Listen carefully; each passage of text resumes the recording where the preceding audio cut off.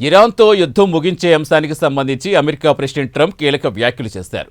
మరో 2 లేదా 3 వారాల్లో యుద్ధం ముగుస్తుందన్నారు. అయితే అమెరికాతో ఇరాన్ ఒప్పందం చేసుకుంటుందా లేదా అనే విషయాన్ని తాము పట్టించుకోమని వెల్లడించారు. ఇదిలా ఉంటే అమెరికాకు చెందిన మరో విమాన వాహక నౌక తాజాగా పశ్చిమాసియా వైపు బయలుదేరింది. దీంతో ఇరాన్పై మరోసారి భీకర దాడులకు అమెరికా సిద్ధమైనట్టుగా తెలుస్తోంది.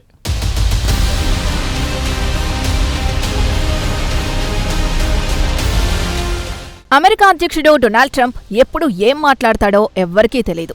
యుద్ధం ముగింపు విషయంలో ఇరాన్ తమతో ఒప్పందం చేసుకోవాలని కొంతకాలంగా ట్రంప్ చెబుతున్న సంగతి తెలిసిందే. యావత్ ప్రపంచం ట్రంప్ మాటల్ని వింది. అయితే అకస్మాత్తుగా ట్రంప్ స్వరం మారింది. తమ సైనిక చర్య ముగింపుకు ఇరాన్తో ఒప్పందం చేసుకోవడానికి ఎటువంటి సంబంధం ఉండదని ఆయన తేల్చి చెప్పారు.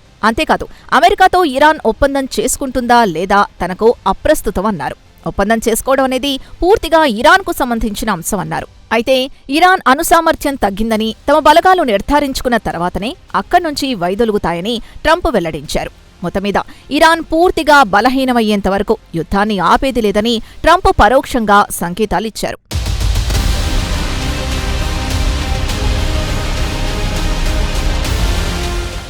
అంతేకాదు, తమ సైనిక చర్య కారణంగా ఇరాన్ తీవ్రంగా నష్టపోయిందని ట్రంప్ వెల్లడించారు. ఇరాన్ దేశాన్ని దాదాపుగా తాము ధ్వంసం చేశామన్నారాయన. అంతేకాదు, అమెరికా బలగాల దెబ్బ నుంచి ఇరాన్ ఇప్పట్లో కోలుకోలేదని ట్రంప్ కుండబద్దలు కొట్టారు. అలాగే అమెరికా సైనిక చర్య ప్రభావం ఇరాన్పై మరో 25 ఏళ్లుంటుందన్నారు. అమెరికా సైనిక దాడుల నుంచి కోలుకోవడానికి ఇరాన్కు కనీసం 25 ఏళ్లు పడుతుంది అన్నారు.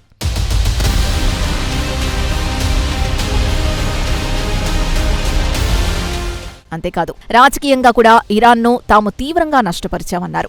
ఇరాన్ దగ్గర సరైన నాయకులు లేరని ట్రంప్ వ్యాఖ్యానించారు.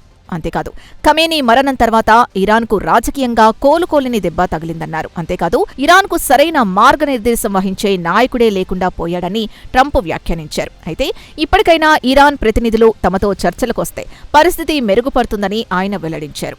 అయితే ఇరాన్ విషయంలో అమెరికా బలగాల లక్ష్యం నెరవేరిందన్నారు. ఇరాన్ దగ్గర ప్రస్తుతం అణ్వాయుధాలు లేవని ట్రంప్ వెల్లడించారు.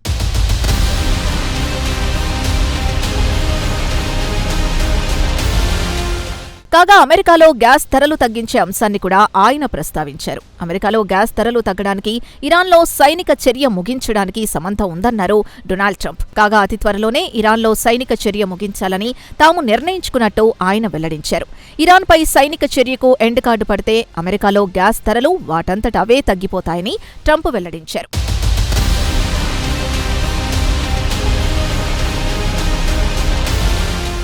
ఇదిలా ఉంటే జరుగుతున్న పరిణామాల్ని పరిశీలిస్తే ఇరాన్పై మరోసారి భీకర దాడులకు అమెరికా సన్నద్ధమైనట్లు కనిపిస్తోంది. అమెరికాకు చెందిన ఒక విమాన వాహన నౌక తాజాగా పశ్చిమాసియా వైపు బయలుదేరింది. అమెరికా రక్షణ మంత్రి పీట్ హెగ్సెత్ ఈ విషయం వెల్లడించారు. అంతేకాదు, సదరు విమాన వాహక నౌక పేరు HW బుష్ షిప్ అని ఆయన తెలియజేశారు. కాగా వర్జీనియాలోని వార్ పోల్స్ నుంచి HW బుష్ షిప్ పశ్చిమాసియా దిశగా బయలుదేరింది.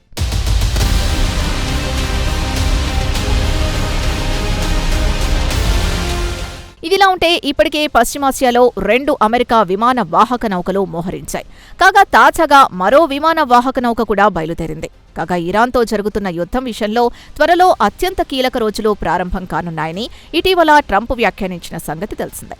ఈ నేపథ్యంలో మరో విమాన వాహక నౌక పశ్చిమాసియా దిశగా వెళ్లడం ప్రాధాన్యత సంతరించుకుంది.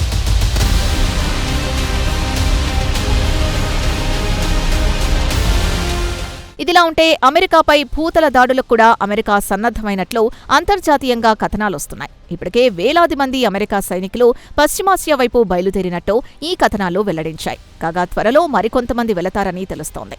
ఏదేమైనా ఇరాన్పై భీకర దాడులకు అమెరికా సన్నద్ధమైనట్లు తెలుస్తోంది.